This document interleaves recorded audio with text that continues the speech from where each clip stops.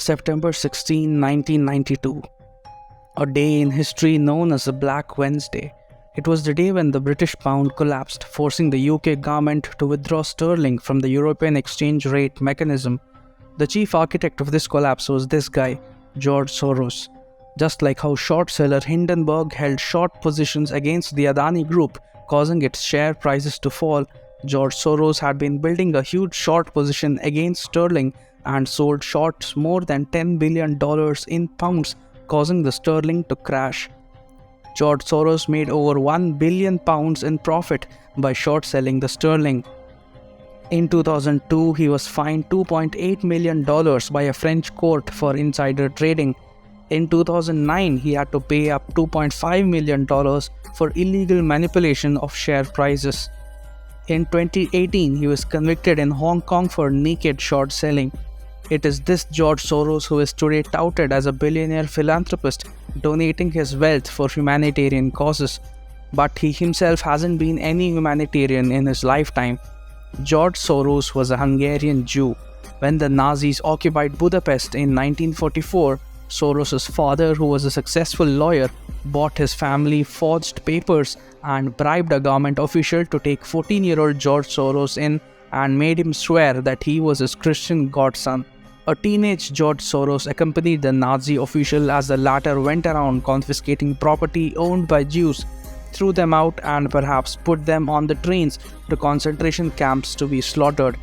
In an interview to an American journalist, this is what Soros said when he was asked if he felt any remorse. My understanding is that you went out with this protector of yours who swore that you were his adopted godson. Yes.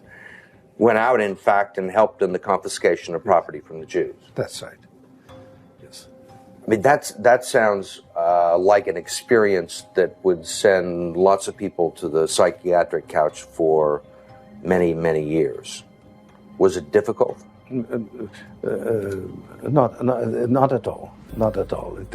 Maybe as a child you don't see the connection, but it created no problem at all. No feeling of guilt. No. For example, that I'm Jewish, and here I am watching these people go. I could just as easily be there. I should be there. None of that. Well, of course, I could be on the other side, or I could be the one from whom the thing is being taken away. But there was no sense that I shouldn't be there, because that was, well, actually, funny way, it's just like in markets, that if I weren't there, of course I wasn't doing it, but somebody else would be taking it away anyhow. In other words, whether I was there or not, I was only a spectator, the property was being taken away. So I had no role in taking away that property. So I had no sense of guilt. All these instances expose the psyche of this man, which is a man who would do anything for his personal profit and interest. But with age and sleeping over tons of money, his interests have become much larger. Today he is nothing less than a megalomaniac who wants the world to dance to his tunes. And he has put in place a sophisticated way to do that. Open Society Foundations. At the outset, the organization claims to fund independent groups working for justice, democratic governance, and human rights. But beneath this benevolent facade lies the truth about OSF funding regime change operations in different countries. Although a Jew, Soros has been funding money to anti-Israel groups, including to organizations like Al-Haq, linked to the terrorist group Popular Front for the Liberation of Palestine. He has financed various political movements in Eastern Europe, which resulted in rising tensions and civil unrest, destabilizing governments. So much so that his native country Hungary has passed a federal law, a dedicated law against him, called the Stop Soros Law, to stop him from funding organizations in Hungary.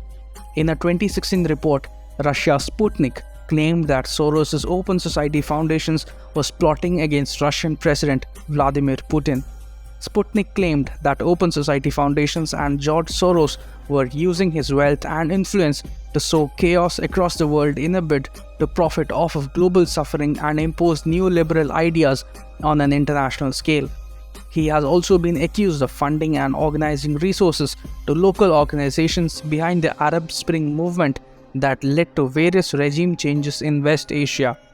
It is this Soros who has now turned his attention towards India, calling for a democratic revival. And the political developments in India over the past few years is indicative of that.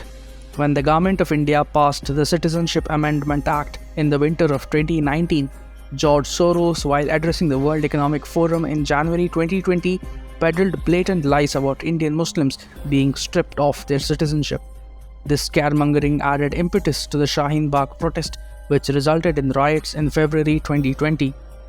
Be it the farmers' protest, which resulted in the 2021 Republic Day riots, or the hullabaloo over the Rafale deal, the fuss over Pegasus, or even the Adani Group controversy, one can find the fingerprints of Soros in all these instances. Soros has committed a $1 billion fund to fight nationalists across the world, and his recent speeches shows his obsession with Prime Minister Modi, who is an avowed nationalist, putting India first. And since the interests of the Congress Party's aim of overthrowing Modi aligns with Soros' wish, there seems to be a lot transpiring between them. Should Indians let a foreigner subvert India's sovereignty and throw it into chaos? Should we let people with vested interests scuttle the functioning of a democratically elected government? It's time the people of India see through the sinister designs and the invisible hand of George Soros behind many of the disturbances in the country.